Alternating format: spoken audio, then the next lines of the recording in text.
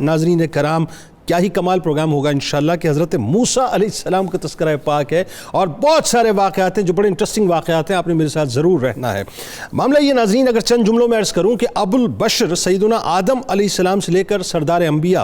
حضور سرور کائنات صلی اللہ علیہ وآلہ وسلم کی تشریف آوری تک اس کائنات ارضی میں جتنے بھی انبیاء اور رسول مبعوث ہوئے، ان سب کی تشریف آوری کا اصل سبب یا ان کا ٹاسک، ان کا ٹارگٹ اور مقصد ناظرین، انسانوں کو انسانی کی غلامی سے نجات دلا کر اللہ وحدہ قہار کی وحدانیت اور کبریائی سے آشنا کر کے ان کی جبینوں کو خالق و مالک حقیقی کے در پر جھکانا تھا. یہ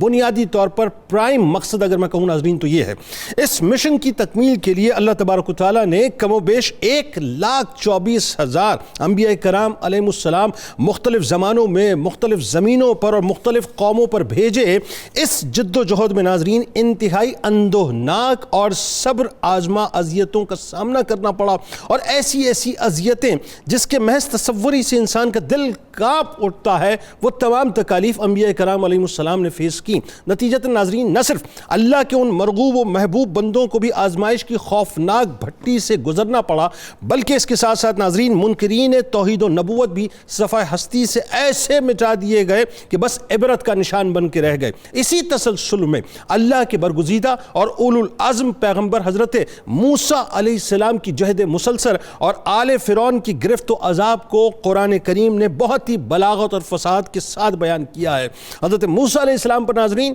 ایمان ہمارے ایمان کا حصہ ہے، مگر آپ علیہ السلام سے اب میں ایک جملہ ادا کر رہا ہوں. محبت کی ایک اور عام ترین وجہ یہ ہے ناظرین کہ آپ علیہ السلام کو ہمارے پیارے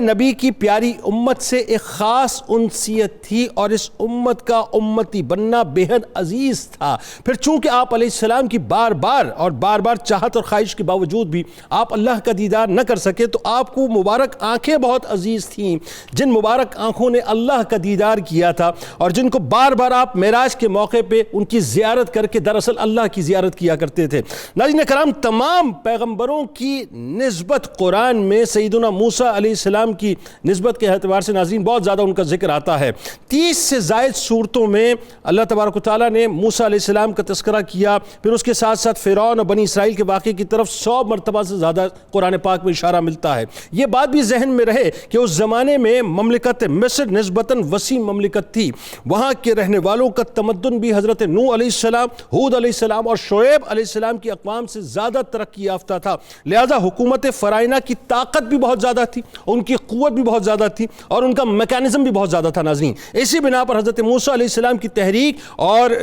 نہضت بھی اتنی اہمیت کی حامل ہوئی کہ اس میں بہت زیادہ عبرت انگیز نکات پائے جاتے ہیں. حضرت ابن عباس اور حضرت ابن مسعود رضی اللہ تعالیٰ عنہما سے مروی ہے کہ فرعون نے خواب میں دیکھا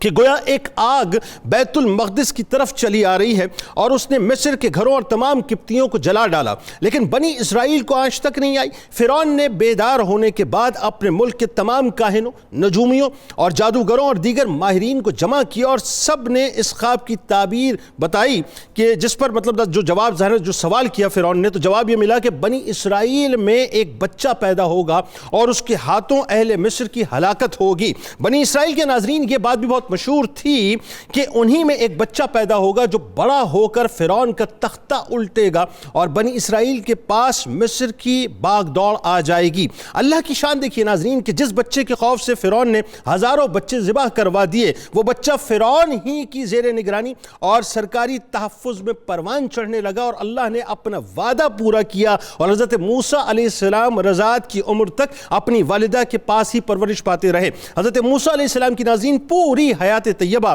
ایک جہد مسلسل کا نام ہے. آزمائش و امتحانات دیکھیے کہ پیدائش کے بعد آپ علیہ السلام کی والدہ کا اللہ کے حکم سے آپ کو صندوق میں رکھ کر دریائے نیل میں ڈال دینا اولو العزمی کی ابتدا ہے ناظرین، اور انتہا میدان تی ہے جہاں بنی اسرائیل پر منو سلوہ اترا اور بنی اسرائیل نے آپ کا کہنا نہ مانا، اور آپ علیہ السلام کی حیات مبارکہ ناظرین یوں سمجھ لیجئے کہ ایک مستقل اللہ کا پیغام پہنچانے کے لیے اولو العزمی کی انتہا ہاں نظر آتی ہے، اور آپ کے ادوار کو اگر حیات طیبہ کو ناظرین میں تقسیم کروں تو 5 سے بہت واضح نظر آتے ہیں۔ پہلی بات، پیدائش سے لے کر فرعون کے دربار میں آپ علیہ السلام کی پرورش کا جو زمانہ ہے وہ ہے ناظرین۔ دوسرا، مصر سے آپ علیہ السلام کا نکلنا اور شہر مدین میں حضرت شعیب علیہ السلام کے پاس کچھ وقت گزارنا۔ تیسرا، آپ علیہ السلام کے بعثت کا زمانہ اور فرعون اور اس کی حکومت والوں سے آپ علیہ السلام کے متعدد تنازع، قارون کا خزانوں کا زمین بوس ہونا، قارون کا زمین بوس ہونا، جادوگروں کا سامنا، ان کا ڈھیر ہو کر ایمان لانا،